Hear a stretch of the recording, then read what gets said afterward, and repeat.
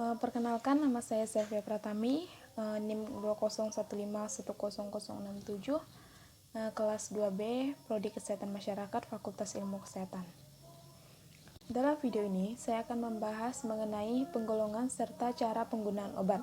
Dalam penggolongan obat digolongkan menjadi 6 golongan berdasarkan yang pertama, cara pengguna, yang kedua, cara kegunaan, yang ketiga, cara kerja, yang keempat, sumber obat, yang kelima, kesediaan obat, dan yang terakhir, proses psikologis dan biokimia. Yang pertama, menurut kegunaan obat. Penggolongan ini dilihat dari fungsi obat tersebut, diantaranya ada yang untuk menyembuhkan penyakit, contohnya obat Kalpanax.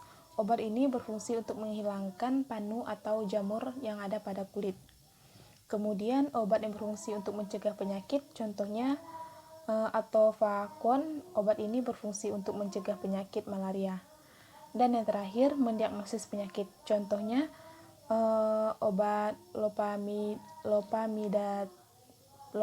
Obat ini tergolong dalam radiopak dan contrast agent yang digunakan untuk prosedur pemeriksaan laboratorium sinar X. Yang kedua, menurut cara penggunaan. Penggolongan ini berdasarkan pada cara pemakaian obat. Apakah ia melalui saluran pencerna, yaitu pemakaian dalam, atau tidak melalui saluran pencerna, yaitu pemakaian luar.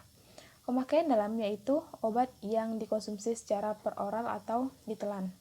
Sedangkan pemakaian luar contohnya obat topikal, yaitu obat yang diberikan pada permukaan kulit. Lalu ada juga obat masal, yaitu obat yang dihirup melalui hidung, dan gergarisme, yaitu obat kumur.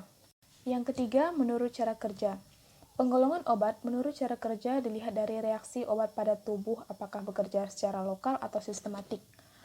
Obat yang bekerja secara lokal yaitu obat yang hanya bekerja pada bagian tertentu saja. Sedangkan obat sistematik didistribusikan ke seluruh tubuh dan melalui beberapa jaringan.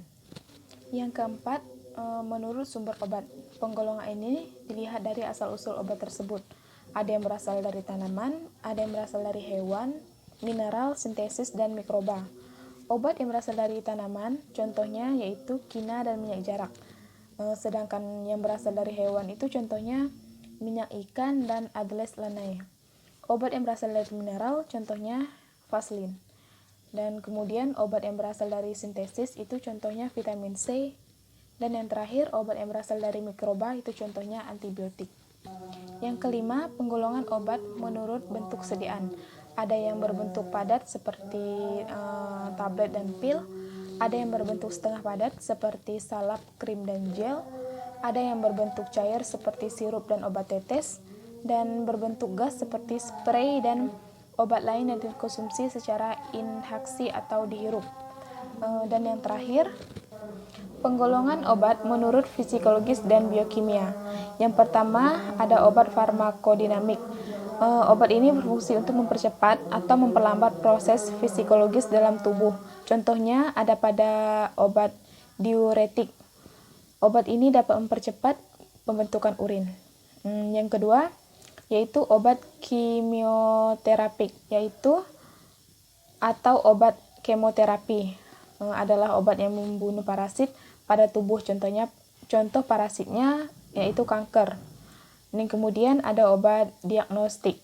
Obat ini berfungsi untuk membantu mendiagnosis penyakit, contohnya obat barium sulfat untuk membantu mendiagnosis penyakit yang ada pada seluruh saluran lambung ke saluran usus.